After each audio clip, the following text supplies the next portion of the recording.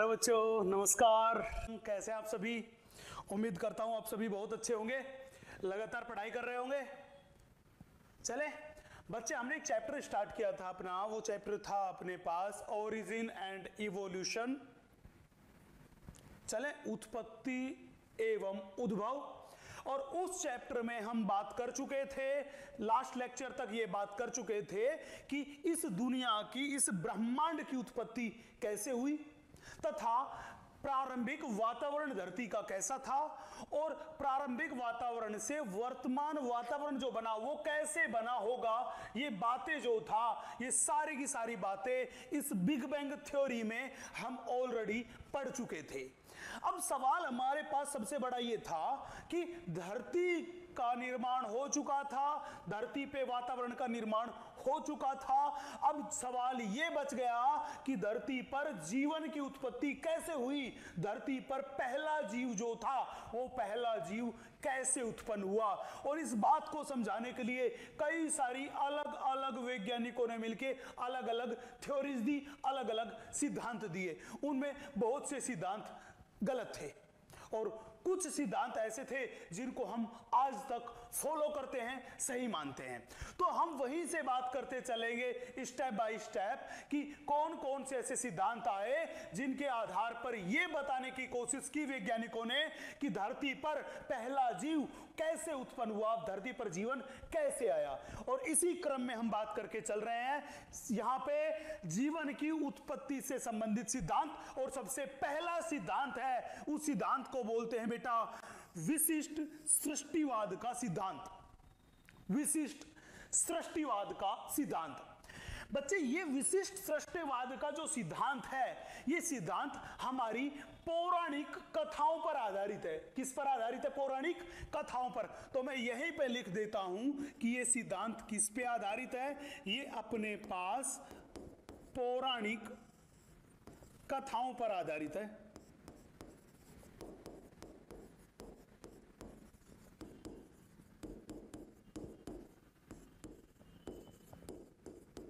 किस पर आधारित है भैया? ये पौराणिक कथाओं पर आधारित है। अब सवाल था कि सर ये सिद्धांत क्या कहता है। इस सिद्धांत के सबसे महत्वपूर्ण बिंदु है, वो 3 बिंदु है। कितने बिंदु है सबसे महत्वपूर्ण? वो अपने पास 3 बिंदु है। ये सिद्धांत का सबसे पहला बिंदु क्या कहता है? ये कहता है कि इस संसार में, इस दुनिया में आज जितने भी जीव जंतु है, पहला पॉइंट क्या कह रहा है? इस संसार में, इस दुनिया में आज जितने भी जीव जंतु है, ये सारे के सारे जीव जंतु बिल्कुल ऐसे ही बने थे, बिल्कुल ऐसे ही बने थे जैसे आज हैं, बिल्कुल ऐसे ही बने थे जैसे आज हैं। मेरी बात क्लियर है? चले, तो सवाल पूछ लिया कि यार तू कह रहा है कि इस दुनिया में, इस संसार में जितने भी जीव जंतु मौजूद हैं वो सारे के सारे बिल्कुल ऐसे ही बने थे जैसे आज हैं। तो बताइए बनाए किसने? बोला बहुत सीधी सी बात है, इस पूरी की पूरी दुनिया को किसने बनाया? इस पूरी की पूरी दुनिया को जहां को बनाया है वो बनाया ईश्वर ने, भगवान ने। इसलिए मैंने बोला ये क्या कह रहा है कि जीवन जो लाइफ थी, जीव था, उसको किसने बनवाया? तो लाइफ क्रिएटेड बाय गॉड, भगवान ने, ईश्वर ने इस दुनिया को बनाया है। और इस दुनिया में जितने भी जीव जंतु है वो सारे के सारे बिल्कुल ऐसे ही बने थे जैसे हम देख रहे हैं, उसमें कोई भी परिवर्तन नहीं आया। हाँ कि ना? चले, पहली बात थी। दूसरा पॉइंट क्या था? दूसरा पॉइंट क्या था कि पहले में तो ये बता दिया कि पूरी की पूरी दुनिया के जीव जंतु किसने बनाए? भगवान ने बनाए। कैसे? बिल्कुल ऐसे जैसे हम देख रहे हैं। हाँ कि ना? दूसरा पॉइंट क्या कह रहा है कि इस धरती पे जितने भी जीव जंतुओं की जातियां हैं, जितनी भी जीव जंतुओं की जातियां, मतलब जितनी भी जैव विविधता है, जितनी भी जैव विविधता है, ये जैव विविधता उत्पत्ति के समय से लेके, जब भगवान ने बनाई थी तब से लेके आज तक एक जैसी है। जब से लेके आज तक एक जैसी है और भविष्य में भी एक जैसी ही रहेगी, बिल्कुल ऐसी ही रहेगी। इसका मतलब क्या निकला? इसका मतलब तो यह निकला कि जब दुनिया को भगवान ने बनाया था तो भगवान ने जैसी दुनिया बनाई, जैसे जीव जंतु बनाए, वैसे के वैसे आज भी है और भविष्य में भी वैसे ही रहेंगे। मतलब यह निकला कि इस दुनिया में, इस दुनिया के जीव जंतुओं में उत्पत्ति से लेके आज तक और भविष्य में भी कभी कोई परिवर्तन नहीं होगा। मतलब यह हुआ कि इस दुनिया में जो जीवन है वो जीवन क्या है? वो जीवन नियत है, वो जीवन कांस्टेंट है, उसमें कोई भी बदलाव नहीं आता। दोबारा से बोल रहा हूं, पहले में तो क्या बताया था कि पूरी दुनिया को, पूरे जहां को किसने बनाया? भगवान ने बनाया। सारे जीव जंतुओं को किसने बनाया? भगवान ने बनाया। बिल्कुल वैसा बनाया जैसा हम आज देख रहे हैं, पहली बात। दूसरी बात क्या बताई कि इस दुनिया में, इन जीव जंतुओं में उत्पत्ति से लेकर आज तक कोई भी परिवर्तन नहीं आया और भविष्य में भी कोई भी परिवर्तन नहीं आएगा। मतलब धरती पे जीवन है, जो जैव विविधता है, जीव जंतुओं की जो जातियां हैं, वो क्या है? नियत, उसमें कोई भी परिवर्तन नहीं हुआ है और ना ही भविष्य में होगा। अंतिम, इसका तीसरा और अंतिम पॉइंट क्या था कि पृथ्वी केवल 4000 वर्ष पुरानी है। मतलब इस थ्योरी के हिसाब से ये धरती जो है, ये धरती की आयु कितनी है? 4000 वर्ष। धरती की आयु कितनी है? 4000 वर्ष ये धरती की आयु है। ये धारणा जो थी, इसके ये तीनों पॉइंट पढ़ लिए। मेरी बात क्लियर है? चलूं मैं आगे। पहला पॉइंट था कि पूरी दुनिया को, जहान को किसने बनाया? भगवान ने बनाया। जैसा बनाया है वैसा का वैसा वो आज तक है। दूसरा पॉइंट क्या था कि धरती पे जीव जो था, जीवों की जातियां जो थी, जो जीव विविधता थी, वो उत्पत्ति से लेकर आज तक एक समान है और भविष्य में भी ऐसी ही बनी रहेगी, उसमें कभी कोई परिवर्तन नहीं होगा। और तीसरा क्या बताया कि हमारी धरती केवल और केवल कितनी पुरानी? 4000 वर्ष पुरानी है। ये बात इस विशिष्ट सृष्टिवाद के सिद्धांत ने दे दी, जो किस पर आधारित था? पौराणिक कथाओं पर आधारित था। लेकिन बेटा, हमारे बहुत सारे वैज्ञानिक जो थे, उन वैज्ञानिकों ने कह दिया कि यार ये जो सिद्धांत है, इसमें सारी की सारी बातें काल्पनिक है, हम उनको यथार्थ या सही नहीं मान सकते। और कुछ वैज्ञानिकों ने अपने अध्ययन के आधार पर इस थ्योरी को अमान्य घोषित कर दिया, इसे डिसअप्रूव्ड कर दिया। अब सवाल था कि कौन कौन से ऐसे वैज्ञानिक थे जिन्होंने इस विशिष्ट सृष्टिवाद के सिद्धांत को अमान्य घोषित किया। चलिए मैं एक एक करके बात करता हूं, ध्यान से देखिएगा। हम बात कर रहे हैं कि इस विशिष्ट सृष्टिवाद के सिद्धांत को अमान्य किसने किया, डिसअप्रूव्ड किसने किया। बात करते अपन, वो करते हैं डिसअप्रूव्ड बाय, कि ये विशिष्ट सृष्टिवाद का सिद्धांत किसने डिसअप्रूव किया। इसको डिसअप्रूव करने वाला बेटा सबसे पहला वैज्ञानिक जो अपने पास था, वो अपने पास कोई और नहीं, वो अपने पास था डार्विन। सबसे पहला वैज्ञानिक कौन सा था? डार्विन। हम सभी जानते हैं कि इस डार्विन नाम के वैज्ञानिक ने समुद्री यात्रा की थी, जिससे बहुत सारे महाद्वीपों से होकर गुजरा था। यह समुद्री यात्रा जो इसने की थी, ये की थी बेटा 19वीं शताब्दी में।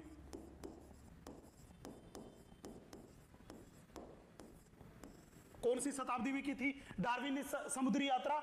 19वीं शताब्दी में। तो ध्यान रखना, कुछ 19वीं शताब्दी के वैज्ञानिक, जैसे अपन बात करके चले, डार्विन साहब जो थे, उन्होंने इस अवधारणा को क्या कर दिया? इस अवधारणा को गलत प्रूव कर दिया। क्या कर दिया? डार्विन साहब जो थे, ये HMS बीगल नाम के जहाज से समुद्री यात्रा पर निकले। जब ये समुद्री यात्रा पर निकले दुनिया की पे, तो उसके बाद इन्होंने क्या देखा? इन्होंने ये देखा कि धरती पर अलग अलग तरह की भौगोलिक परिस्थितियां हैं।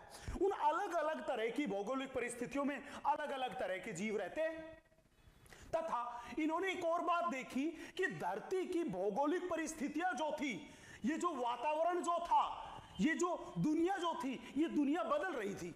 जब इस दुनिया में उत्पत्ति से लेकर आज तक धीरे धीरे समय के साथ क्या हुआ था, परिवर्तन हुआ था। और उस परिवर्तन की वजह से क्या हुआ, जब इस दुनिया में परिवर्तन हुआ तो इस दुनिया में रहने वाले जीव जंतु भी क्या हुए, परिवर्तित हुए। जीव जंतु भी क्या हुए, परिवर्तित हुए। जब दुनिया में रहने वाले जीव जंतु परिवर्तित हुए, हमने कहा डार्विन साहब से कि वो जीव जंतु कैसे परिवर्तित हुए। बोला धरती की उत्पत्ति से लेकर आज तक धरती की वातावरणीय परिस्थितियों में परिवर्तन हुआ है। जब धरती की वातावरणीय परिस्थितियों में परिवर्तन हुआ है तो वातावरणीय परिस्थितियों में परिवर्तन हुआ तो पक्का उसमें रहने वाले जीव जंतुओं में भी तो परिवर्तन हुआ होगा, बिल्कुल हुआ होगा। तो बोला उस परिवर्तन की वजह से क्या हुआ कि जीवों की बहुत सी जातियां तो विलुप्त हो गई, जीवों की बहुत सी जातियां क्या हो गई, विलुप्त हो गई। और जीवों की बहुत सी नई जातियों की उत्पत्ति हो गई। नई जातियों की क्या हो गई, उत्पत्ति। यार ये इतनी बड़ी बात किसने बताई, डार्विन साहब ने बताई। क्या बताया कि दुनिया में भी परिवर्तन हुआ है और जीवन भी कैसा है, परिवर्तनशील। सीधी भाषा में मैं बोलूं कि डार्विन साहब क्या बोल गए, डार्विन साहब बोल गए कि परिवर्तन ही जीवन है। जीवन क्या था, परिवर्तनशील था। और जब परिवर्तनशील था तभी तो धरती की उत्पत्ति से लेके आज तक लगातार जीवन में क्या होता रहा, परिवर्तन। मतलब धरती की उत्पत्ति के टाइम से लेके आज तक जब जीवन में परिवर्तन होता रहा तो मैं कह दूं कि जैसा भूतकाल में धरती का जीवन था वैसा वर्तमान में नहीं है, और जैसा वर्तमान में है ऐसा शायद भविष्य में भी नहीं होगा। वो क्या होता रहेगा, परिवर्तित। क्या होता रहेगा, परिवर्तित। तो मैंने बोला कि इन्होंने क्या बोला, इन्होंने बोला कि जीवन जो है, जीवन कैसा है, परिवर्तनशील है। जीवन कैसा है भैया,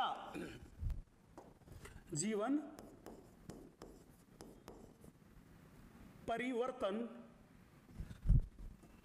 है।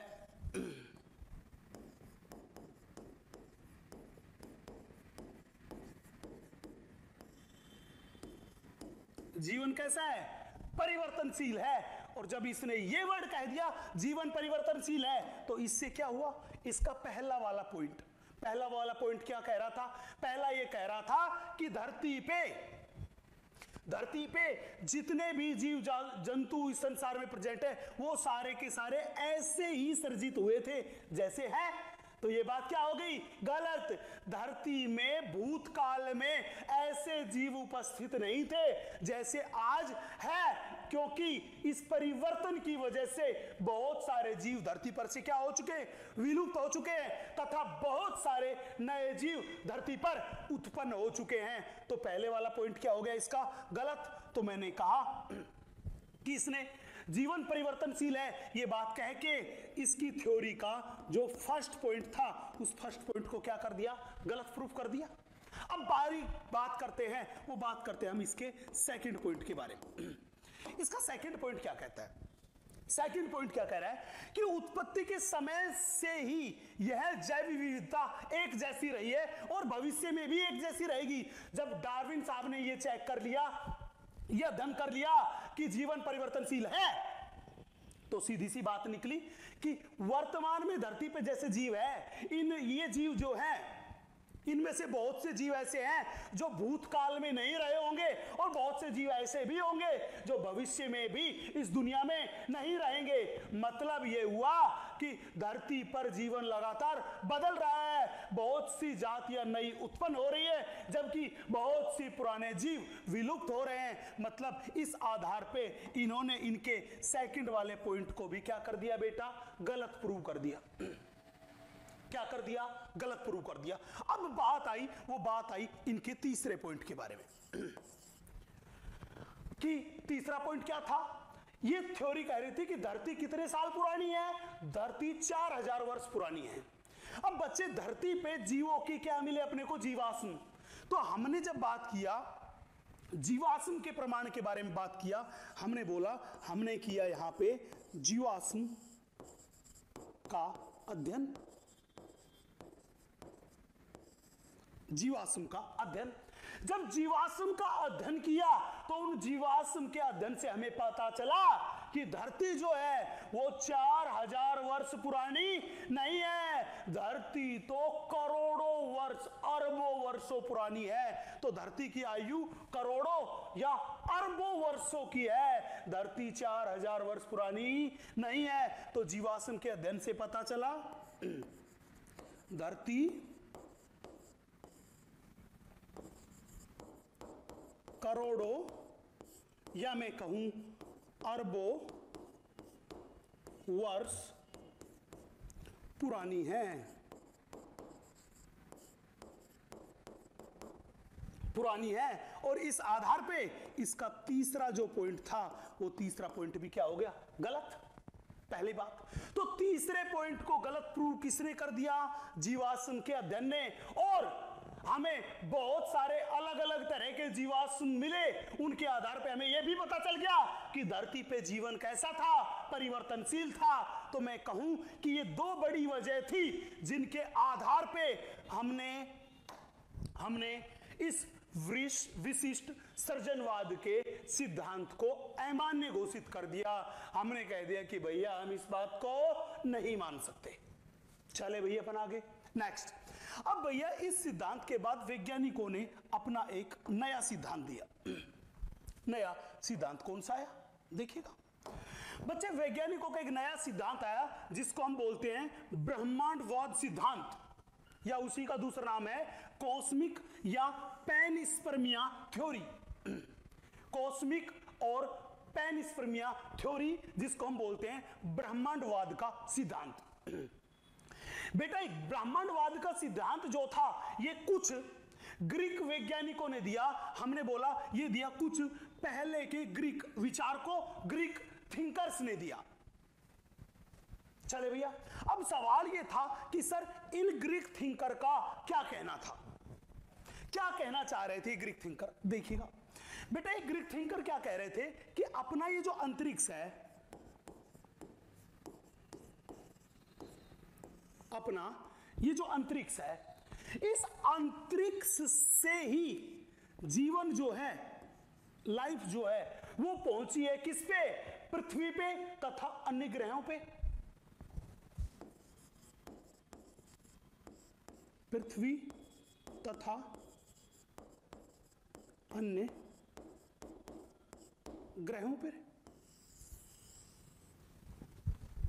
हमने कहा कि यार तुम ये कह रहे हो कि अंतरिक्ष में से जीवन पृथ्वी तथा अन्य ग्रह पर गया है, वो गया कैसे। बोला ये जीवन जो गया ये बीजाणु के रूप में गया। किसके रूप में गया, बीजाणु, दैट इज स्पोर के रूप में। किसके रूप में गया बेटा, ये अपने पास गया स्पोर के रूप में, बीजाणु के रूप में। और ये बीजाणु में ऐसी क्षमता थी कि पूरा का पूरा जीव बना देता था। मतलब इस बीजाणु को ही हम क्या बोलते हैं, इसी को बोलते हैं जीवन की इकाई। क्या बोलते हैं, इसी को हम बोलते हैं, वो बोलते हैं जीवन की इकाई। इस बीजाणु को ही क्या बोलते हैं अपन, जीवन की इकाई। तो जब भी पूछे कि ब्रह्मांडवाद का सिद्धांत क्या हुआ, तो ये क्या कह रहा है कि अंतरिक्ष से बीजाणु के रूप में या स्पोर के रूप में जीवन कहां पे आया, पृथ्वी तथा अन्य ग्रहों पर आया। ये बात किसने कही, ये कही पैनस्पर्मिया थ्योरी या ब्रह्मांडवाद सिद्धांत ने कही। लेकिन ये बात कह दी, किसने दिया था ये सिद्धांत, ये दिया था कुछ पूर्व ग्रीक विचारकों ने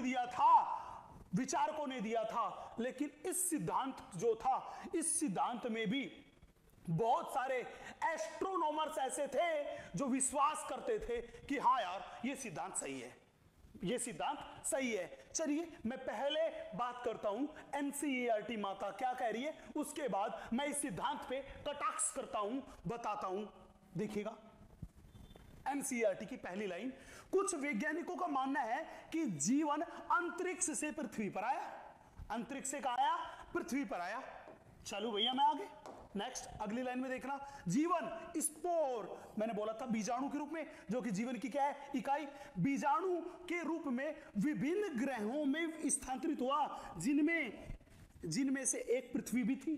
तो बेटा मैंने यही तो बात कही कि ये क्या कह रहे हैं, जीवन कहां से आया, अंतरिक्ष से स्पोर के रूप में जीवन किस पे आया, पृथ्वी तथा अन्य ग्रहों पर आया। अंतिम क्या कह रहा है, कुछ खगोल वैज्ञानिकों के लिए पैनस्पर्मिया अभी भी एक पसंदीदा अनुमान है। मैंने कहा अभी कि कुछ एस्ट्रोनॉमर्स अभी भी इस थ्योरी को मानते हैं कि ये एकदम सही है, लेकिन हम इसको मानने में क्यों परहेज कर रहे हैं, क्यों नहीं मान रहे इसको सही, हमें क्या दिक्कत है, चलिए मैं डिस्कस करता हूं, देखिएगा बहुत ध्यान से। बेटा ये थ्योरी ने एक सीधी सी बात कही कि अंतरिक्ष से बीजाणु के रूप में जीवन जो था वो पृथ्वी तथा अन्य ग्रहों पर आया, पृथ्वी तथा अन्य ग्रहों पर आया, हाँ कि ना। अब पहला सवाल बेटा, ये अंतरिक्ष जो है, ये अंतरिक्ष भी तो हमारे ब्रह्मांड का भाग है। किसका भाग है, ब्रह्मांड का भाग है, हाँ कि ना। और हमने पढ़ा था कि इस ब्रह्मांड की उत्पत्ति जो है वो उत्पत्ति आज से लगभग 20 अरब वर्ष पहले हुई थी, जब बिग बैंग एक बड़ा धमाका हुआ था उसकी वजह से हुई थी, हाँ कि ना। तो सबसे पहला सवाल तो ये आया कि यार पहले ये बताओ कि आपने कहा कि ये बीजाणु जो थे, ये स्पोर थे, ये अंतरिक्ष से पृथ्वी तथा अन्य ग्रहों पे आए, तो पहले तो ये बताओ कि अंतरिक्ष में कहां से आए। सबसे पहला सवाल क्या निकल के आया, सबसे पहले निकल के आया कि आप हमें ये बताओ कि अंतरिक्ष में ये स्पोर कहां से आए। तो जब हमने ये सवाल पूछा तो ये थ्योरी ये एक्सप्लेन नहीं कर पाई कि अंतरिक्ष में ये जीवन की इकाई जो थी, ये जो स्पोर थे, ये बीजाणु जो थे, ये कहां से आए, पहली बात। दूसरी बात बोला कि आप ये कह रहे हो कि ये बीजाणु जो थे ये पृथ्वी तथा अन्य ग्रहों पर आए, तो पृथ्वी भी तो हम देख रहे हैं विभिन्न प्रकार के जीवों की जातियां उपस्थित है, लेकिन बाकी दूसरे ग्रहों पर इस तरह के जीवों के पाए जाने के कोई भी साक्ष्य अभी तक हमें नहीं मिले हैं। तो एक बहुत बड़ा सवाल ये आया कि पृथ्वी की तरह दूसरे ग्रहों पर भी ये जीव जंतु क्यों नहीं फले फूले, इनकी संख्या क्यों नहीं बढ़ी, जीवन इतनी तेजी से क्यों आगे नहीं बढ़ा। अगर वहां पे भी गए थे तो वहां पे भी धरती के समान ही जीवन होना चाहिए था, धरती के समान ही जीव जंतु वहां पे भी उपस्थित होने चाहिए थे, लेकिन हमारे अभी वैज्ञानिकों को अभी तक कोई भी ठोस सबूत इस बात के नहीं मिले कि दूसरे ग्रहों पर भी धरती के समान ही जीव जंतु उपस्थित है। तो ये दो बहुत बड़े सवाल थे जिनका जवाब ये थ्योरी नहीं दे पाई, इसलिए हमारे वैज्ञानिकों ने मान लिया कि ये थ्योरी एक कल्पना मात्र है, इसके सही होने पे हम विश्वास नहीं कर सकते। चलो भैया मैं आगे। इस थ्योरी के बाद कुछ और वैज्ञानिकों ने एक नई थ्योरी दुनिया के सामने रखी, बात करते हैं कौन सी थ्योरी है वो, बच्चे देखिए। उसके बाद एक नई थ्योरी आई, वो है अपने पास स्वतः जनन सिद्धांत, उसको बोल दिया स्वतः जनन सिद्धांत, या इसी का दूसरा नाम है अजीवात जीवोत्पत्ति सिद्धांत। अजीवात मतलब, इस अजीवात वर्ड का मतलब होता है बेटा निर्जीव,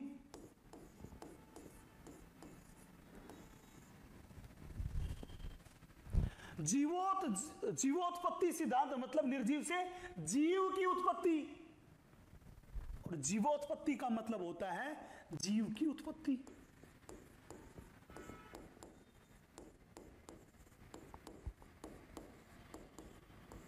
जीव की उत्पत्ति मतलब ये थ्योरी क्या कह रही है, ये कह रही है कि निर्जीव से जीव की उत्पत्ति हुई। हमने कहा कि निर्जीव से जीव की उत्पत्ति कैसे हुई, बोला अपने आप हो गई, स्वतः हो गई, इसीलिए इसको बोल दिया स्वतः जनन सिद्धांत। क्या बोल दिया, स्वतः जनन सिद्धांत। तो स्वतः जनन सिद्धांत ने क्या कहा, इसने बोला कि निर्जीव वस्तु जो थी उस निर्जीव से स्वतः, या मैं बोलूं अचानक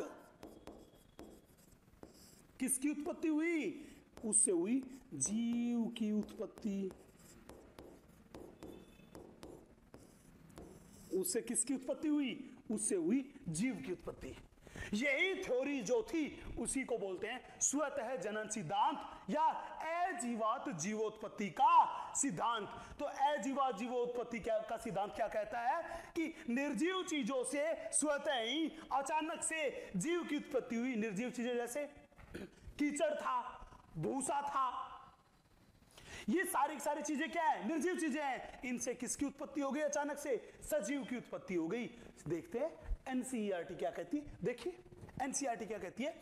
इस सिद्धांत के अनुसार जीवन क्षयमान और सड़ती हुई सामग्री, मतलब क्षयमान और सड़ती हुई सामग्री का मतलब डेड एंड डिकेइंग मटेरियल, मतलब मृत पदार्थ। और मृत पदार्थ कैसे होते हैं? निर्जीव पदार्थ, जैसे भूसे, कीचड़ आदि, ये सारे कैसे? मृत पदार्थ, मतलब निर्जीव पदार्थ से स्वतः प्रकट हुई। तो यही तो मैंने कही कि निर्जीव चीजों से स्वतः ही अचानक ही किसकी उत्पत्ति हुई? जीव की उत्पत्ति हुई। ये थ्योरी किसने दी? ये थ्योरी जो थी, ये कौन सी थ्योरी ने बताया? ये बताया स्वतः जनन सिद्धांत थ्योरी, या उसका दूसरा नाम है अजीवात जीवोत्पत्ति का सिद्धांत। अब बहुत लंबे समय तक इस सिद्धांत को हम सही मानते रहे। एक वैज्ञानिक ऐसा भी आया जिसने इस थ्योरी को बहुत ज्यादा सपोर्ट किया, बहुत ज्यादा सपोर्ट किया। अब वो वैज्ञानिक कोई और नहीं, उस वैज्ञानिक का नाम था वॉन हेलमोंट। क्या नाम था? उस वैज्ञानिक का नाम था वॉन हेलमोंट।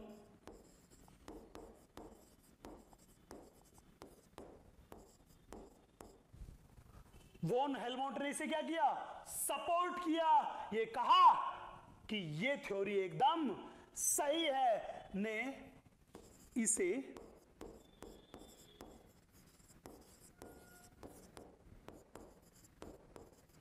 सपोर्ट किया। तो जब भी बोले कि बताओ स्वतः जनन सिद्धांत या अजीवात जीवोत्पत्ति के सिद्धांत को किस वैज्ञानिक ने सपोर्ट किया, तो वैज्ञानिक का क्या नाम था बेटा? Van Helmont. उसने कहा कि भाई ये थ्योरी क्या है? एकदम सही थ्योरी है। और बहुत लंबे टाइम तक वैज्ञानिक इसे सही मानते रहे। लेकिन फिर उसके बाद एक और थ्योरी आई। उस थ्योरी का नाम था जीवात जीवोत्पत्ति का सिद्धांत। अजीवात मतलब निर्जीव, और जीवात का मतलब क्या होता है? जीवात का मतलब होता है जीव, और जीवोत्पत्ति का मतलब होता है जीव की उत्पत्ति। इसका मतलब होता है जीव की उत्पत्ति। मतलब ये थ्योरी क्या कहती है कि निर्जीव से जीव की उत्पत्ति हुई है। ये थ्योरी क्या कह रही है? चौथे नंबर वाली जीवात जीवोत्पत्ति का सिद्धांत ये क्या कह रहा है? ये सिद्धांत ये कह रहा है कि ये ऊपर वाली बात जो है वो एकदम क्या है? गलत है। हमने कहा क्यों गलत है? बोलो ये गलत इसलिए है कि बहुत बेतुकी बात कर रहा है। ये कह रहा है कि निर्जीव चीजों से अचानक स्वतः ही जीवन की उत्पत्ति हो गई। ये बात एकदम गलत है। तो हमने कहा कि सही बात बताओ। बोलो सही बात ये है कि जीव से ही जीव की उत्पत्ति हुई है। किससे उत्पत्ति हुई है जीव की? बोला जीव से ही जीव की उत्पत्ति हुई है, मतलब एक जीव से ही दूसरा जीव बना है। और ये जो थ्योरी थी जीवात जीवोत्पत्ति का सिद्धांत, इसे दो वैज्ञानिकों ने दिया। पहला वैज्ञानिक है हार्वे एंड दूसरा वैज्ञानिक है बेटा हक्सली। इस हक्सली तथा हार्वे नाम के वैज्ञानिक ने यह थ्योरी दी। इसने इस थ्योरी को समझाने के लिए एक टैगलाइन दी। एक क्या दी? टैगलाइन। टैगलाइन क्या थी? ओमनिस विवम एक्स विवो। ओमनिस विवम एक्स विवो।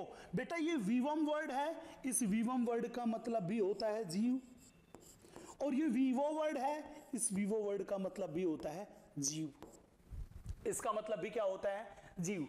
अब सवाल ये था कि सर आप ये कह रहे हो कि इस थ्योरी के लिए इन्होंने ये टैगलाइन दी, मतलब ये टैगलाइन जो है ये इस थ्योरी को एक्सप्लेन कर रही है। अब सवाल था कि इस ओमनिस विवम एक्स विवो जो ये लाइन है इसका मतलब क्या होता है? बेटा इसका मतलब होता है जो हमने लिखा कि जीव से ही किसकी उत्पत्ति हुई? जीव की। मतलब ये कह रहा है कि पहले से उपस्थित जीव जो होता है उसी से किसकी उत्पत्ति होती है? नए जीव की उत्पत्ति होती है। किसकी उत्पत्ति होती है? नए जीव की उत्पत्ति होती है। तो ये क्या कह दी? इसने कह दिया पूर्ववर्ती जीव इस पूर्ववर्ती जीव से ही क्या बनते हैं? इसी से बनते बेटा नए जीव। ये पूर्ववर्ती जो जीव हैं, उन पूर्ववर्ती जीव से ही किसका निर्माण होता है? नए जीवों का निर्माण होता है, नए जीवों की उत्पत्ति होती है। ये किसका मतलब है? इस टैगलाइन ओमनिस विमो एक्स विवो, इसका मतलब है कि पूर्ववर्ती जीवों से ही किसकी उत्पत्ति हुई? नए जीवों की। और जब इन्होंने ये बात बताई तो ये थ्योरी जो थी, इस थ्योरी को इन्होंने गलत सिद्ध कर दिया। कैसा सिद्ध कर दिया? गलत। कि तुम बकवास करते हो कि निर्जीव चीजों से जीव की उत्पत्ति हुई। ये बात क्या है? एकदम गलत है। वास्तव में नए जीवों की उत्पत्ति किससे हुई? पूर्ववर्ती जीव से हुई, पूर्ववर्ती जीव से हुई। और इस तरह से इन्होंने इस थ्योरी को तो गलत प्रूव कर दिया। लेकिन अब इनसे कहा कि यार तू पहले ये बता, क्या इस बात को तू प्रयोगों के द्वारा सत्यापित कर सकता है कि पूर्ववर्ती जीव से ही नए जीव की उत्पत्ति हुई?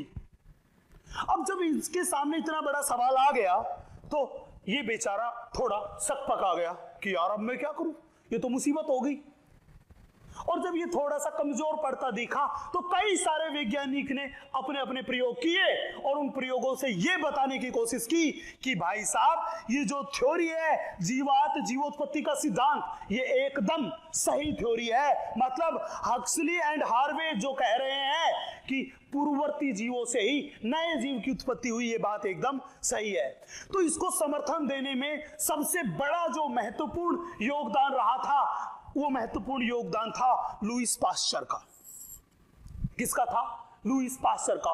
लुईस पाश्चर ने अपने प्रयोगों द्वारा यह बात सत्यापित कर दी कि वास्तव में पूर्ववर्ती जीव से ही नए जीव की उत्पत्ति होती है। यह बात किसने सत्यापित कर दी? ये कर दी लुईस पाश्चर ने। अब सबसे बड़ा सवाल जो था वो ये था कि सर, ये लुईस पाश्चर जो था, जब इसने प्रयोगों द्वारा ये बात सत्यापित की तो लुईस पाश्चर ने अपना प्रयोग कैसे किया और फिर उस प्रयोग से क्या परिणाम निकाले, हम ये बात करते हैं।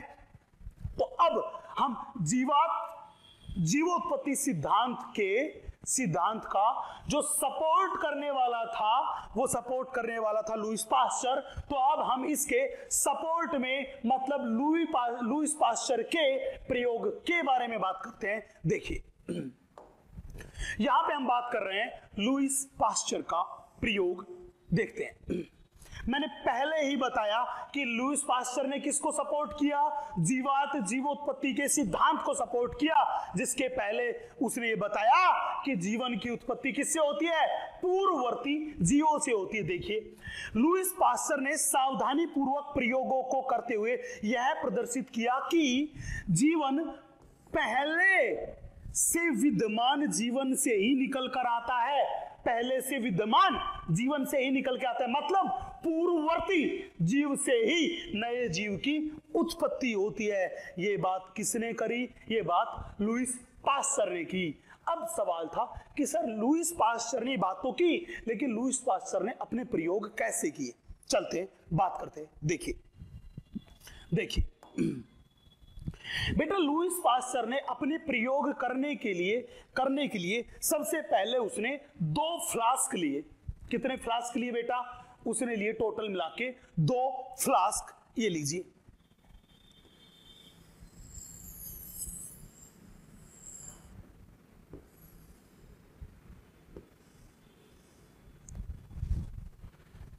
ये जो मेरे पास है, ये मेरे पास है कोई फ्लास्क, ए फ्लास्क। ये मेरे पास है कोई फ्लास्क, ए फ्लास्क। दूसरा फ्लास्क उसने लिया,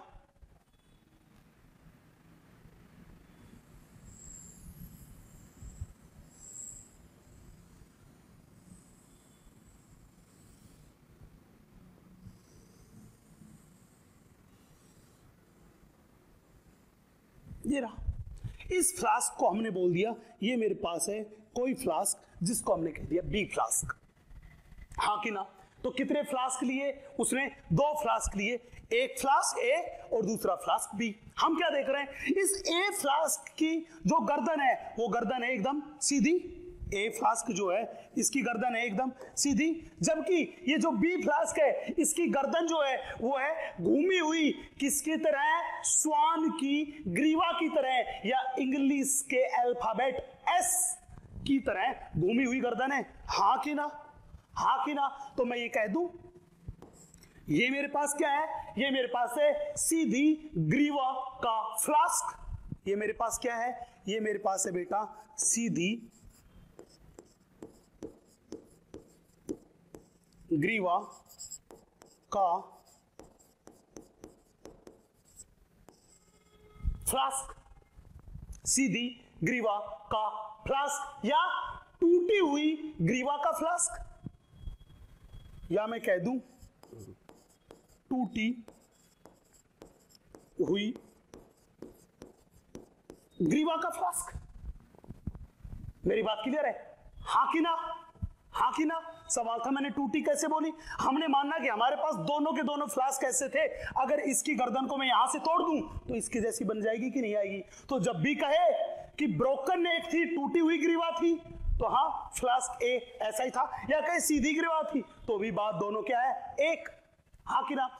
ये जो फ्लास्क है, ये जो फ्लास्क है, इस फ्लास्क की ग्रीवा कैसी है? इस फ्लास्क की ग्रीवा जो है वो कैसी है बेटा? वो स्वान की ग्रीवा के जैसी है, मतलब इंग्लिश के अल्फाबेट एस की तरह की है। तो मैंने बोला ये मेरे पास क्या है? ये मेरे पास है स्वान ग्रीवा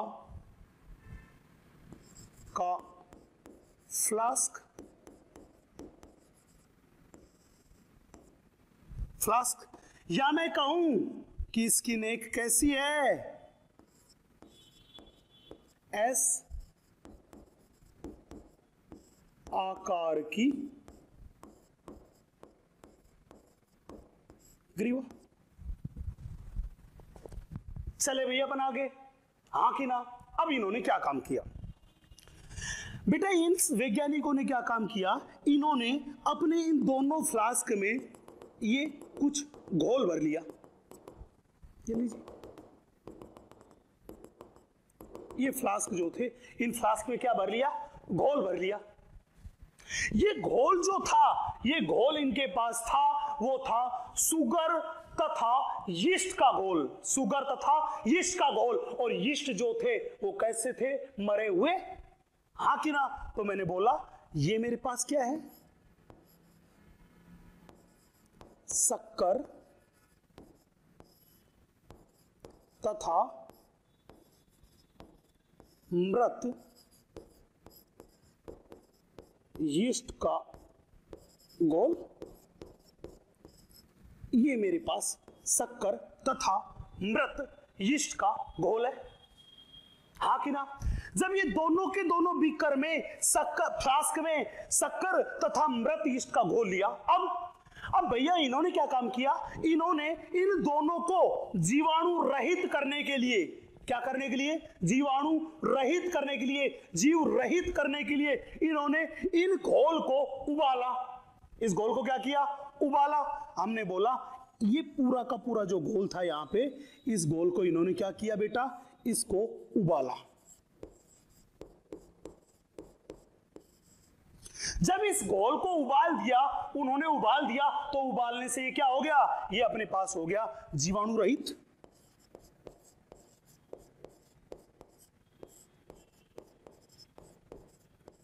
रहित। तो मैं ये कह दूं कि अपने पास जो लुईस पास्चर साहब थे, उस लुईस पास्चर साहब ने दो फ्लास्क लिए, एक तो सीधी ग्रीवा या टूटी हुई ग्रीवा का फ्लास्क, दूसरा स्वान ग्रीवा का फ्लास्क, या मैं कह दूं एस आकार की ग्रीवा वाला फ्लास्क, और दोनों के दोनों फ्लास्क में उबला हुआ शक्कर तथा मृत यीस्ट का घोल लिया, जिसमें जीवाणु उपस्थित नहीं थे।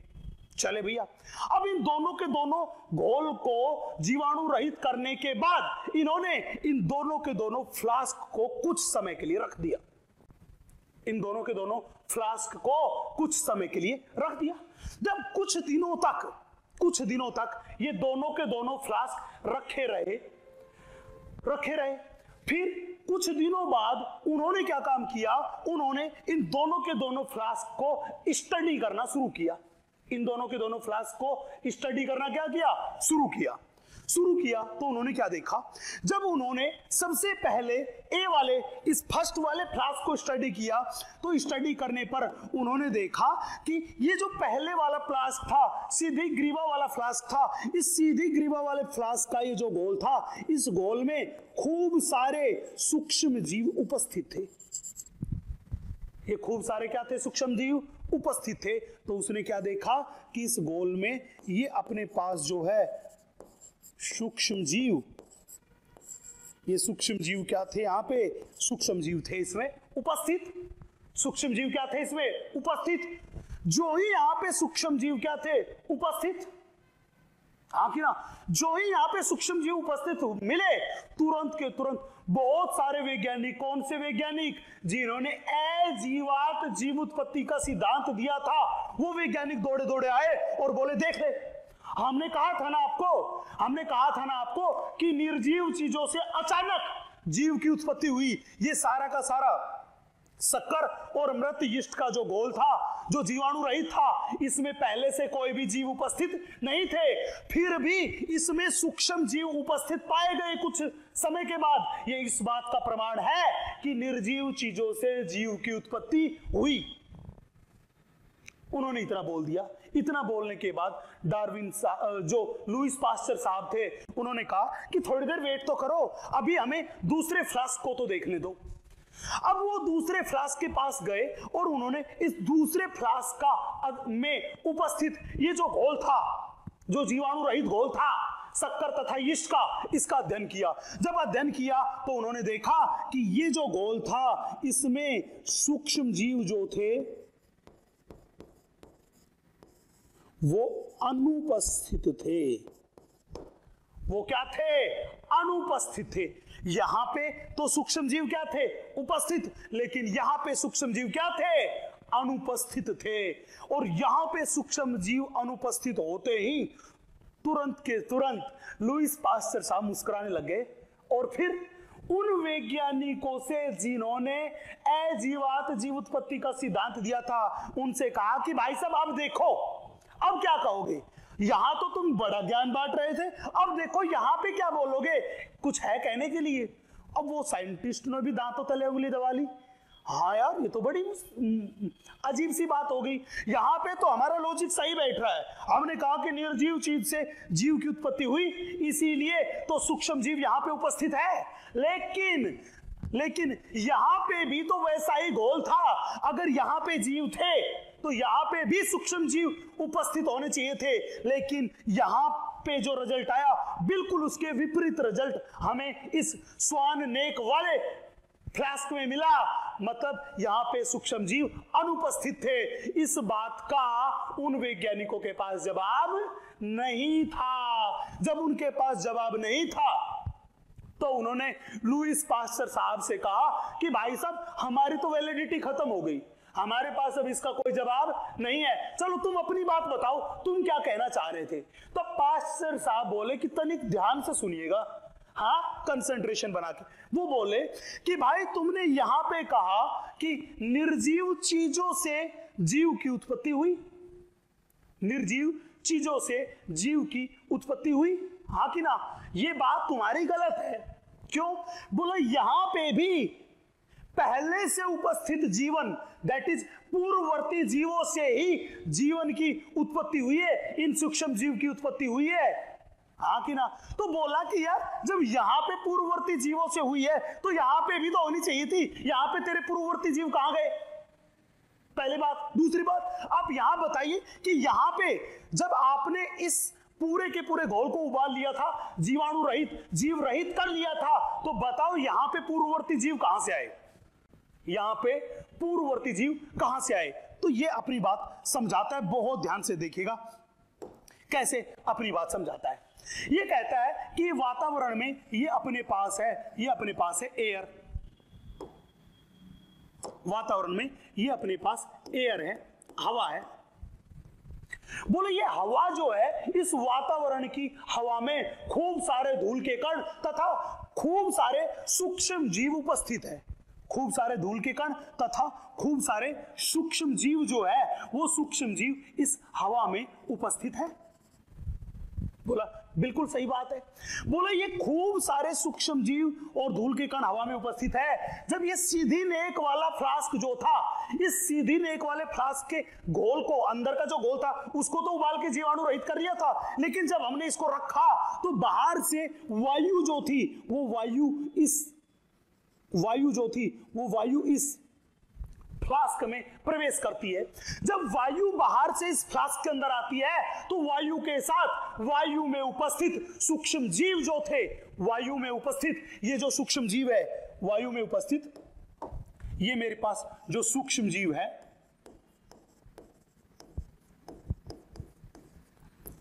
ये सूक्ष्म जीव भी इस घोल के अंदर प्रवेश करते हैं। किसके अंदर प्रवेश करते हैं? घोल के अंदर प्रवेश करते हैं। जब बाहर से ये वायु के साथ ये सूक्ष्म जीव इस घोल के अंदर गए तो घोल जो था वो पोषक पदार्थों युक्त है, उसमें खूब सारे पोषक पदार्थ है। उन पोषक पदार्थों की अधिकता वाली जगह पे ये जो सूक्ष्म जीव जो वायु के द्वारा इस घोल में पहुंचे, ये वहां जाके बहुत तेजी से प्रजनन करते हैं और प्रजनन करके अपनी संख्या बढ़ा लेते हैं। इसी वजह से इस घोल में बहुत अधिकता से सूक्ष्म जीवों की कॉलोनी विकसित हो गई। मतलब ये जो बहुत सारे सूक्ष्म जीव है, इन सूक्ष्म जीवों की उत्पत्ति उन सूक्ष्म जीवों से हुई जो बाहर से हवा के साथ यहां पे प्रवेश करके आए थे। मतलब पूर्ववर्ती जीवों ने ही नए जीवों की उत्पत्ति की। चले भैया, हाँ कि ना? बोला कि भैया ठीक है, तेरी पास्टर साहब आपकी ये बात मानी, तेरी बात एकदम सही है, लेकिन फिर ऐसे ही घटना यहां पे भी तो होनी चाहिए थी, यहां पे ऐसी घटना क्यों नहीं हुई? बोला बिल्कुल, यहां पे भी बोला बात करें तो अपने पास ये जो है ये यहां पे एयर है, ये लीजिए, अपने पास यहां पे भी ये मेरे पास एयर है, हवा है, और हमने अभी बताया कि इस हवा में बहुत सारे सूक्ष्म जीव उपस्थित है। ये लीजिए, हवा में ये खूब सारे सूक्ष्म जीव उपस्थित है। चले भैया, बोलो हुआ क्या? बोला यहां पे भी बाहर से हवा जो थी वो हवा अंदर प्रवेश करती है। जब बाहर से हवा ने अंदर प्रवेश किया तो क्या हुआ? वो हवा गई और हवा जाके इस स्वान नेक वाले फ्लास्क के इस मुड़े हुए भाग से जाके टकराई।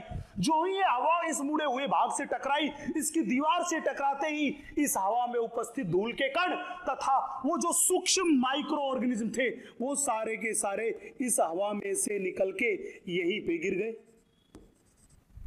इस हवा में से निकल के यहीं पे गिर गए। और वो हवा जो थी वो जीवाणु रहित, जीव रहित हवा जो थी वो हवा आगे प्रवेश कर गई,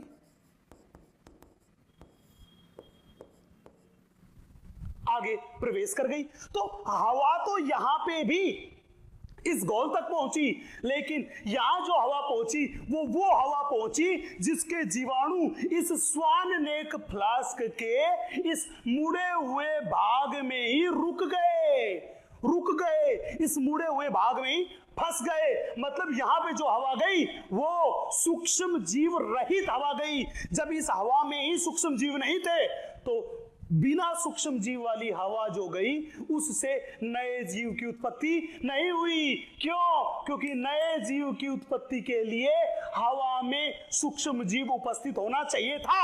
मतलब पूर्ववर्ती जीव से ही नए जीव की क्या होती है? उत्पत्ति होती है। क्या होती है? उत्पत्ति होती है। मेरी यहां तक की बात क्लियर है? हाँ कि ना? तो ध्यान रखना कि यहां पे हवा आई, उस हवा में क्या था? हवा प्लस सूक्ष्म जीव। लेकिन यहां पे जो हवा आई वो यहां तक तो हवा प्लस सूक्ष्म जीव था, लेकिन यहां जो हवा गई उसमें सूक्ष्म जीव उपस्थित नहीं थे। जब पहले से जीव ही उपस्थित नहीं थे तो नया जीवन भी उत्पन्न नहीं होगा, नए जीव भी उत्पन्न नहीं होंगे। इसीलिए इस स्वान ग्रीवा वाले फ्लास्क में सूक्ष्म जीव क्या थे? अनुपस्थित थे, उपस्थित नहीं थे। मेरी बात क्लियर है? अब बहुत बड़ा सा सवाल यहां पे पूछा जाता है क्या पूछा जाता है? वो पूछता है कि लुईस पाश्चर के प्रयोग में बताओ स्वानेक फ्लास्क के किस भाग में सूक्ष्म जीव फंस गए थे? तो ध्यान रखना, ये मेरे पास है फंसे हुए सूक्ष्म जीव। ये मेरे पास क्या है बेटा? फंसे हुए सूक्ष्म जीव।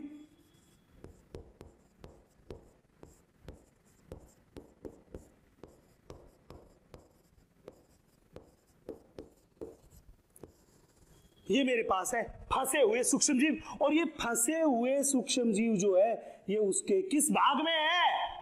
ये उसके मुड़े हुए भाग में है, कर्व्ड पार्ट में है, मुड़े हुए भाग में है। मेरी बात समझ में आ गई? हाँ कि ना?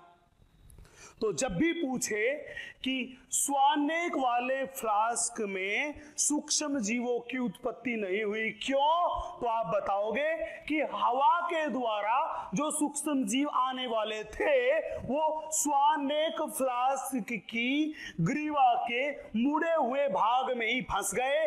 अतः घोल तक जो हवा पहुंची, एयर पहुंची, वो सूक्ष्म जीव रहित हवा थी और सूक्ष्म जीव रहित हवा की वजह से वहां पे नए जीव की उत्पत्ति नहीं हुई। जबकि यहां पे जो हवा गई उस हवा के साथ साथ सूक्ष्म जीव भी इस गोल में पहुंचे, इसीलिए यहां पे नए जीव की उत्पत्ति हो गई।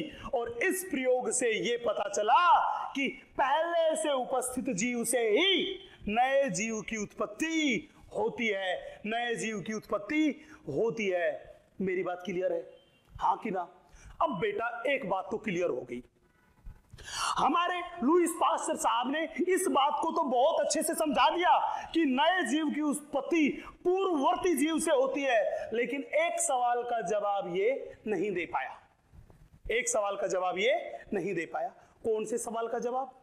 बेटा ये इस बात का जवाब नहीं दे पाया कि जो सबसे पहला जीव था वो सबसे पहला जीव कहां से उत्पन्न हुआ। सर्वप्रथम जो धरती पे लाइफ आई, जीवन आया, वो कहां से आया? इस बात का इसने कोई भी जवाब नहीं दिया। हाँ कि ना?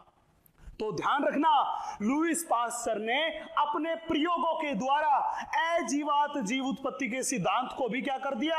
अजीवात जीवात्पत्ति के सिद्धांत को भी अमान्य कर दिया, उसको नकार दिया, उसे खारिज कर दिया। तथा इसने अपने प्रयोग के द्वारा जीवात जीव उत्पत्ति के सिद्धांत को क्या कर दिया? प्रूव कर दिया, सत्यापित कर दिया। लेकिन ये इस बात को एक्सप्लेन नहीं कर पाया, नहीं समझा पाया कि धरती पर पहला जीव कहां से आया, उसकी उत्पत्ति कैसे हुई। ये बात बताने में पाश्चर साहब असफल रहे। पाश्चर साहब क्या रहे? असफल। चले भैया अब बात करते हैं एनसीईआरटी माता क्या कहती है। इस डायग्राम को बहुत अच्छे से देखना, यहां से पक्का सवाल पूछा जाता है। और इंग्लिश वाली एनसीईआरटी में छोटा सा करेक्शन है और हिंदी वाली में भी छोटा सा करेक्शन है, वो करेक्शन कर लीजिएगा। मैंने यहां जो थ्योरी लिख रखी है उसमें ऑलरेडी करेक्शन कर दिया है, आप भी कर लीजिएगा। देखिएगा क्या कहती है, दूसरी लाइन से पढ़ता हूं मैं। उसने यह प्रदर्शित किया कि पहले से जीवाणु रहित किए गए फ्लास्क में मृत यीस्ट से जीव पैदा नहीं होते हैं, जबकि दूसरे खुले फ्लास्क का मतलब स्ट्रेट नेक वाला फ्लास्क, सीधी नलिका वाला फ्लास्क में मृत यीस्ट को रखने से कुछ समय के बाद नए जीव आ जाते हैं।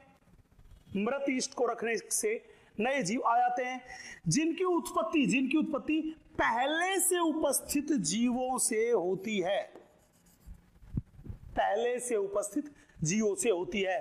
तो ध्यान रखना, ये खुला फ्लास्क जो है, ये खुला फ्लास्क कौन सा है? ये खुला फ्लास्क ये है।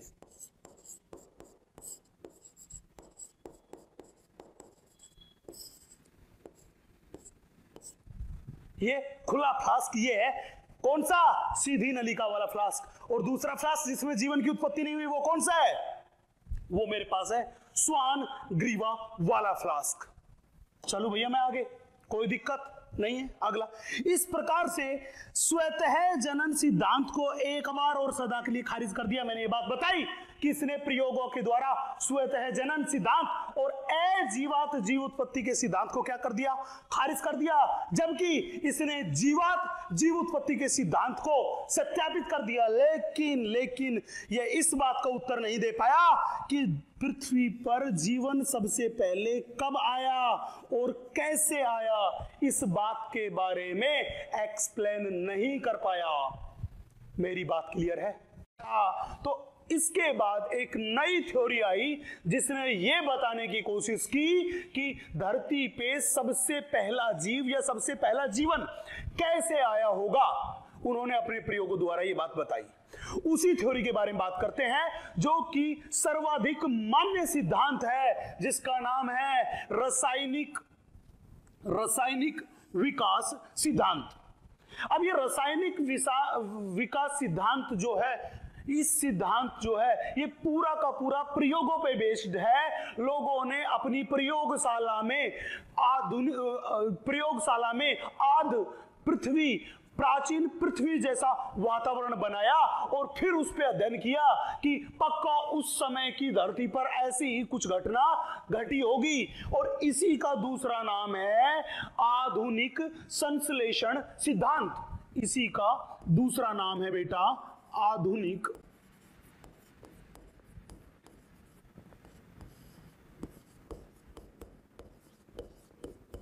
संश्लेषण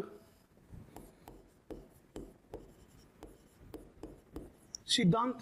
इसी का दूसरा नाम है आधुनिक संश्लेषण सिद्धांत। बच्चे, ये जो रासायनिक विकास सिद्धांत है, इंग्लिश में इसको बोलते हैं केमिकल इवोल्यूशन थ्योरी। इस केमिकल इवोल्यूशन थ्योरी को दो वैज्ञानिकों ने दिया। पहला वैज्ञानिक रूस का वैज्ञानिक था जिसका नाम था ओपेरिन, जो कि रूस का वैज्ञानिक था, एंड दूसरा वैज्ञानिक था वो इंग्लैंड का रहने वाला था जिसका नाम था हेल्डेन। तो जब भी पूछे कि रासायनिक विकास सिद्धांत किस वैज्ञानिक ने दिया, तो आप बोलोगे रासायनिक विकास सिद्धांत ओपेरिन तथा हेल्डेन नाम के वैज्ञानिक ने दिया। ओपेरिन कहां का था? रूस का वैज्ञानिक। हेल्डेन कहां का था? इंग्लैंड का वैज्ञानिक। चले, और इस पूरी के पूरे सिद्धांत को इस ओपेरिन नाम के वैज्ञानिक ने अपनी एक बुक में बताया। किसमें बताया? इसने एक बुक लिखी थी। उस बुक में इस पूरे के पूरे सिद्धांत को, इस पूरी की पूरी थ्योरी का वर्णन किया, और बुक का नाम था जीवन की उत्पत्ति।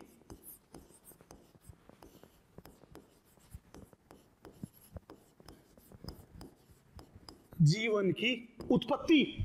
इंग्लिश में मैं बोलूं तो ओरिजिन ऑफ लाइफ, जीवन की उत्पत्ति। इंग्लिश में मैं बोलूं ओरिजिन ऑफ लाइफ। ये किसकी किताब थी? ये ओपेरिन की किताब थी। हेल्डेन का इससे कोई लेना देना नहीं था। हेल्डेन का इससे कोई लेना देना नहीं था। जब भी कहे कि ओरिजिन ऑफ लाइफ या जीवन की उत्पत्ति किताब कौन से वैज्ञानिक ने लिखी थी, तो आप कहोगे ओपेरिन नाम के वैज्ञानिक ने लिखी थी, जो कहां का रहने वाला था? जो रूस का रहने वाला था। चलें, अब इन वैज्ञानिकों ने यह बताया कि यार धरती जो थी, उस धरती पे सबसे पहला जीव कैसे उत्पन्न हुआ होगा। धरती पे सबसे पहला जीव जो था वो कैसे उत्पन्न हुआ होगा, इस बारे में इन लोगों ने वर्णन किया। तो अब ये बात करते हैं कि इनके हिसाब से धरती पे पहला जीव कैसे उत्पन्न हुआ होगा। पहले मैं इस पूरे को एक समरी बता देता हूं, आप लोगों को संक्षिप्त में बता देता हूं, फिर उसके बाद स्टेप बाय स्टेप हम इसका वर्णन करेंगे। चले, तो बहुत ध्यान से बोर्ड पे देखिएगा बेटा। इन वैज्ञानिकों को मानना था कि धरती का जो प्राचीन वातावरण था, वो प्राचीन वातावरण किस तरह का था। हमको पता है कि धरती का जो निर्माण था, जो उत्पत्ति हुई थी, वो हुई थी आज से लगभग 4.5 अरब वर्ष पहले, बिलियन ईयर्स पहले, हाँ कि ना। और जब धरती की उत्पत्ति हुई थी उस टाइम पे धरती आग का गोला थी, और उसका तापमान कितना था? 5000 से 6000 डिग्री सेंटीग्रेड तापमान था, हाँ कि ना। चलो मैं आगे। तो यही बात ये कर रहा है कि अपने पास अपनी जो प्राचीन पृथ्वी है, ये अपनी प्राचीन पृथ्वी है। इस प्राचीन पृथ्वी का तापमान जो था वो उस टाइम पे बहुत ज्यादा था, पहली बात। दूसरी बात, प्राचीन पृथ्वी जो थी उसमें ज्वालामुखी बहुत ज्यादा निकलते थे। तीसरी बात, प्राचीन पृथ्वी जो थी उस पे मुक्त ऑक्सीजन उपस्थित नहीं था। तो जब भी पूछे कि बताओ आद्य पृथ्वी या प्राचीन पृथ्वी का वातावरण कैसा था, तो प्राचीन पृथ्वी में टोटल मिला के अपने पास 3 अवस्थाएं थी। कितनी अवस्थाएं थी? 3 अवस्थाएं थी। कौन सी? सबसे पहली अवस्था उच्च तापमान था। क्या था बेटा? सबसे पहले वहां था उच्च तापमान। सबसे पहली अवस्था वहां पे था उच्च तापमान। दूसरी अवस्था, उस समय पे ज्वालामुखी बहुत ज्यादा निकलते थे, तो मैंने बोला कि उस टाइम पे दूसरी चीज थी, वहां पे था ज्वालामुखी तूफान। ज्वालामुखी के तूफान थे, बहुत ज्यादा ज्वालामुखी फूटते थे। एंड तीसरी बात, मैंने कहा कि प्राचीन पृथ्वी आद्य पृथ्वी के वातावरण में ऑक्सीजन उपस्थित नहीं थी, और ऑक्सीजन रहित वातावरण को हमने बोला कि उसका था, वो था अपक्षयी वातावरण। कैसा था बेटा? अपक्षयी वातावरण। अब सवाल ये था कि सर ये अपक्षयी वातावरण क्या होता है? बेटा ये अपक्षयी वातावरण वो वातावरण था जिसमें मैंने कहा ऑक्सीजन क्या थी? अनुपस्थित। मैंने बोला ये वो वातावरण था जिसमें O2 जो थी वो O2 थी अनुपस्थित। पहली बात। दूसरी बात, कुछ गैसें जिनमें मीथेन, अमोनिया, ये गैसें जो थी ये थी उपस्थित। इनमें हम बात करके चले तो CH4 that is methane, NH3 आदि क्या थी बेटा? ये थी अपने पास उपस्थित। ये मेरे पास था प्राचीन धरती का वातावरण। कैसा? अपक्षयी, जिसमें O2 क्या थी? अनुपस्थित। CH4 NH3 आदि गैसें क्या थी? उपस्थित। बेटा हिंदी की NCERT में सही लिखना, उसने लिख रखा है CH4 NH3 आदि गैसें उपस्थित नहीं थी, ऐसा लिखा हुआ है। वो नहीं वर्ड को काटना है क्योंकि वो गैसें क्या थी? उपस्थित थी। सही कर लेना उसको। चलो मैं आगे, यहां तक की बात में कोई दिक्कत? तो जब भी बोले कि आद्य पृथ्वी या प्राथमिक पृथ्वी के वातावरण था, उनकी 3 अवस्थाएं क्या थी? सबसे पहले वहां पे उच्च तापमान था। दूसरे, वहां पे ज्वालामुखी के तूफान खूब सारे आते थे, खूब सारे ज्वालामुखी फूटते थे। तीसरी बात, वहां का अपक्षयी रिड्यूसिंग एनवायरनमेंट था, वातावरण था, जिसमें ऑक्सीजन क्या थी? अनुपस्थित। मीथेन, एमोनिया आदि क्या थी? वो थे उपस्थित। चले, अब वो कह रहा है कि ये जो प्राचीन धरती थी, ऐसी प्राचीन धरती पर क्या हुआ? ऐसी प्राचीन धरती जो थी उस पे खूब सारे अकार्बनिक पदार्थ थे। क्या थे बेटा? अकार्बनिक पदार्थ या अकार्बनिक अणु। तो वो मान रहे हैं कि ये प्राचीन धरती थी, इस प्राचीन धरती पे खूब सारे अकार्बनिक पदार्थ थे।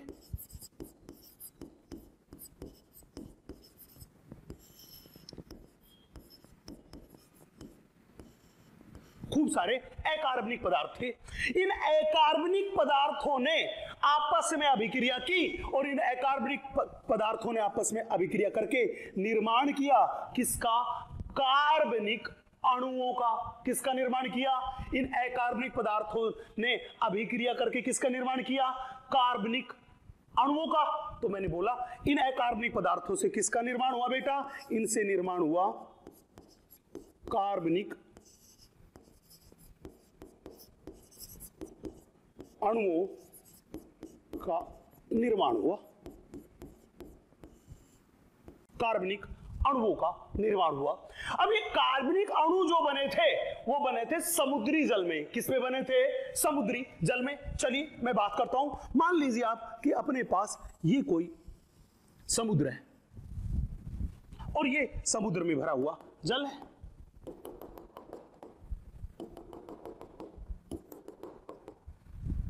ये समुद्र में भरा जल है। तो मैंने बोला ये मेरे पास जो है, ये मेरे पास क्या है बेटा? ये अपने पास है समुद्री जल।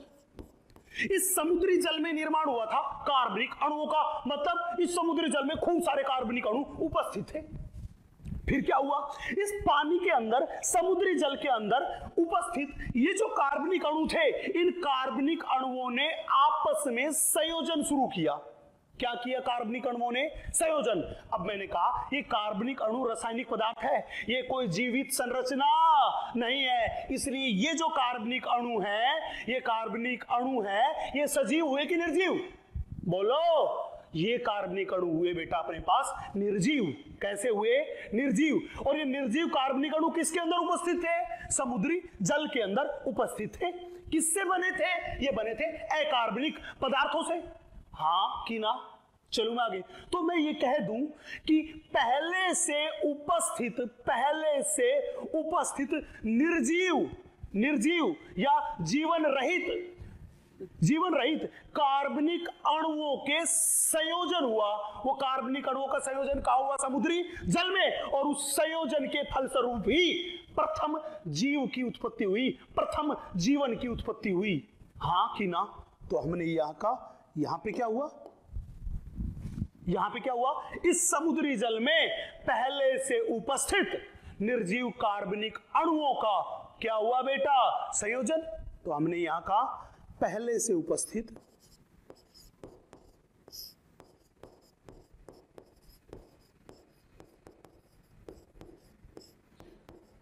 निर्जीव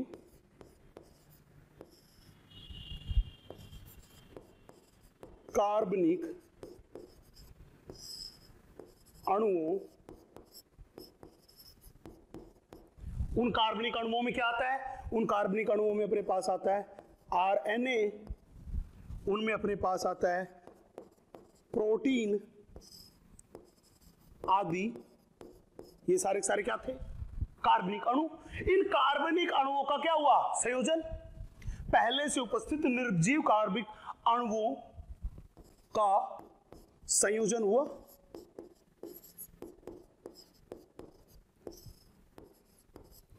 जब मैंने कहा कि ये जो कार्बनिक अणु थे इनका संयोजन हुआ, तो इनके संयोजन के फलस्वरूप ही मेरे पास क्या बना? मेरे पास बना फर्स्ट जीवन, या मैं बोलूं जीव। हाँ कि ना? तो जब भी बोले कि बताओ धरती पर पहला जीवन, सबसे पहला जीवन या सबसे पहला जीव किससे बना? आप कहोगे किससे बना? कार्बनिक अणुओं के संयोजन से। और वो कार्बनिक अणु बताओ सजीव थे कि निर्जीव? आप कहोगे वो जीवन रहित थे। जीवन रहित थे का मतलब कैसे थे? निर्जीव। कैसे थे? निर्जीव। किस में बना? आप कहोगे कि समुद्री जल में बना। तो ध्यान रखना, जीवन की उत्पत्ति जो हुई थी वो निर्जीव कार्बनिक अणुओं से हुई थी। किसके अंदर? समुद्री जल के अंदर। तो जब निर्जीव पदार्थों से पहला जीवन बना था, तो कहने का मतलब अजीवात जीव उत्पत्ति का सिद्धांत जो था वो कहीं ना कहीं मिलता हुआ नजर आया। हाँ कि ना? उसने क्या कहा? इसने क्या कहा? इसने ये कहा कि धरती पे पहला जीव जो बना था वो तो निर्जीव कार्बनिक अणुओं से, निर्जीव पदार्थों से बना था, लेकिन वो अचानक से स्वतः नहीं बना। उसको बनने में करोड़ों अरबों वर्षों का समय लगा था। करोड़ों अरबों वर्षों का समय लगा था। हाँ कि ना? तो ये जो थ्योरी है, इस थ्योरी से अपने पास रिजल्ट निकल के आया, कंक्लूजन निकल के आया। क्या कि पृथ्वी पर प्रथम जीवन किससे के द्वारा आया? अजीवात जीव उत्पत्ति के द्वारा। तो हमने बोला इसका रिजल्ट क्या निकल के आया? इसका रिजल्ट निकल के आया कि पृथ्वी पर फर्स्ट जीवन जो आया वो जीवन किसकी वजह से आया भैया? अजीवात जीवोत्पत्ति के द्वारा।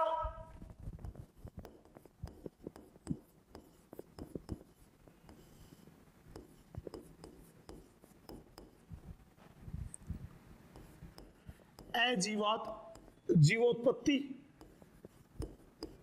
के द्वारा। हाँ कि ना? और पहला जीव बनने के बाद बाकी जो जीव बने उन बाकी जीवों में कौन सी थ्योरी लागू हो गई? जीवात जीव उत्पत्ति का सिद्धांत, कि पहले जो जीव बन गया उसी ने प्रजनन करके दूसरे जीवों का क्या किया? निर्माण। तो कह रहा है पृथ्वी पर प्रथम जीवन किसके द्वारा आया?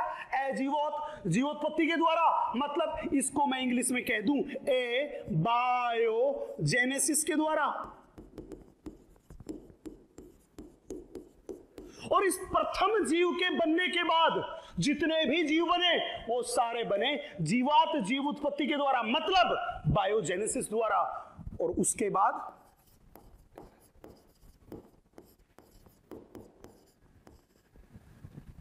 बाद जीवों की उत्पत्ति।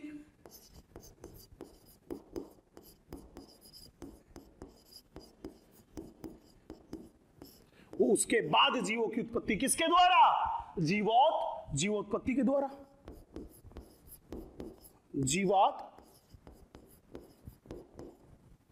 जीवोत्पत्ति के द्वारा।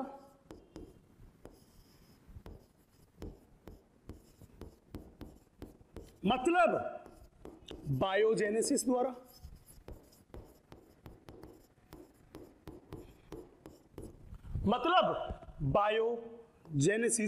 द्वारा। हाँ कि ना? तो ध्यान रखना, इस थ्योरी ने बताया कि धरती पे पहला जीवन जो आया वो कार्बनिक पदार्थों, निर्जीव कार्बनिक पदार्थों के संयोजन से आया, मतलब एबायोजेनेसिस के द्वारा आया। जबकि उसके बाद जितने भी जीव उत्पन्न हुए वो सारे सारे किससे हुए? जीवोत्पत्ति के द्वारा, मतलब बायोजेनेसिस द्वारा हुए। मेरी यहां तक की बात क्लियर है? चलें देखते हैं एनसीईआरटी माता क्या कहती है। देखिए बहुत ध्यान से, एनसीईआरटी माता का क्या कहना है, सुनिएगा बहुत ध्यान से।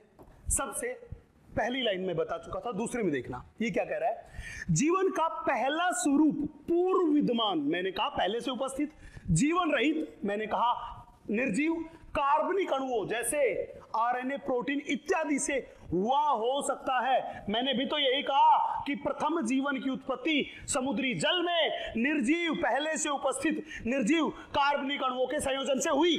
यही तो बात हुई, हाँ कि ना? और जीवन की वह रचना उस रासायनिक विकास के बाद घटित हुई होगी। चलो भैया मैं आगे, हाँ कि ना? दूसरी लाइन ये कहता है कि, दूसरी लाइन में बताता है कि ये जो कार्बनिक अणु हैं, इन कार्बनिक अणुओं का निर्माण कैसे हुआ। मैंने क्या बताया था कि अकार्बनिक पदार्थ जो थे उन्होंने अभिक्रिया करके किसका निर्माण किया? कार्बनिक पदार्थों का। देखो, अकार्बनिक संघटकों से विविध कार्बनिक अणुओं का गठन हुआ। तो विभिन्न कार्बनिक अणु किससे बने? अकार्बनिक पदार्थों से बने। अंतिम बात देखना, मैंने बताया था कि प्राचीन पृथ्वी, आद्य पृथ्वी का वातावरण कैसा था?